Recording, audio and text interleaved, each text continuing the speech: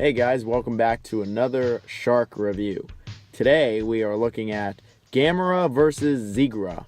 Yeah, a Gamera movie, but it's got a fucking shark in it, so it's here in the Shark Marathon.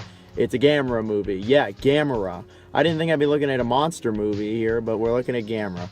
So I'm actually gonna look at the version that most people probably got introduced to Gamera, which is Mystery Science Theater 3000. Mystery Science Theater 3000 was it was like you were in the audience with them and they watched it over they had their overlay over the movie. So that's how I was introduced to Gamera. That's how a majority of people, it seems, were introduced to Gamera. So I thought it'd be more fun to watch that one other than the actual movie. So this will be a strange review. But hey, it's got a shark in it. I love Mystery Science Theater 3000 also, so I'm not going to pass that up. Let's just look at the movie. We'll just look at the movie. So the plot isn't exactly the easiest thing to follow with Mystery Science Theater, but I think it's about this alien coming to Earth to take over, and this alien is Zigra, a giant shark. I'm not even kidding. There's some shit about being environmentally friendly, and of course Gamera shows up to destroy it. The plot of this movie really didn't make too much sense, and it was kind of hard to follow, and it just seemed kind of tired as a Gamera movie. It literally follows all the traits, even complete with him getting knocked out for a while, and it mostly follows these two little shits, so there's that. I just don't really have much to comment on the story. It was just there. So when it comes to monster screen time, it was pretty much what you would expect from a movie this old.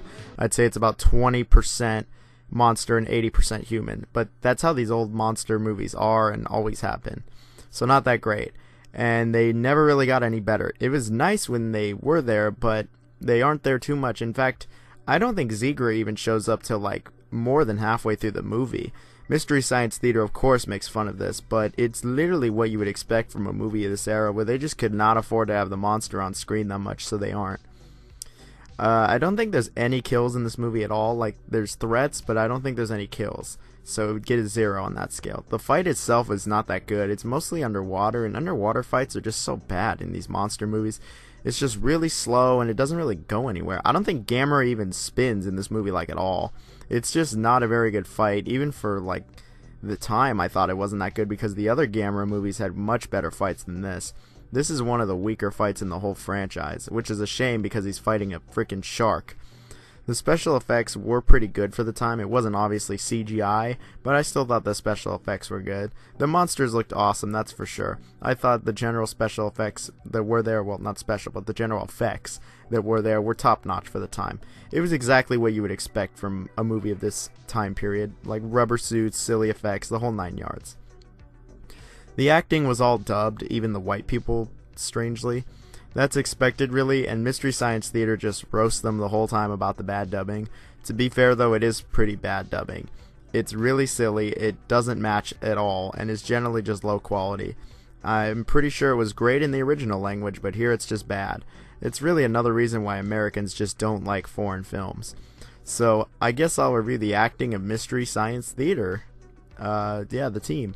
They were great as usual. They made some great jokes. I was laughing pretty much the whole movie with them.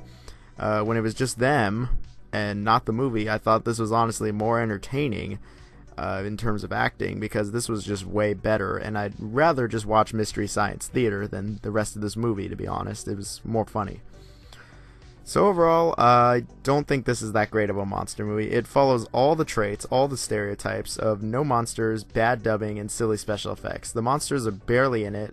When they are in it, it is rubber suits and it's classic. The fight itself is pretty bad. The plot makes little sense. The dubbing is just as bad as you would expect for this time period. Watching it with Mystery Science Theater made it so much better and allowed me to finish the movie, because I probably would have fell asleep to it. I love the old Godzilla movies and a few of the other Gamera movies, but this was not one of the better ones. In fact, I would say this is one of the worst ones.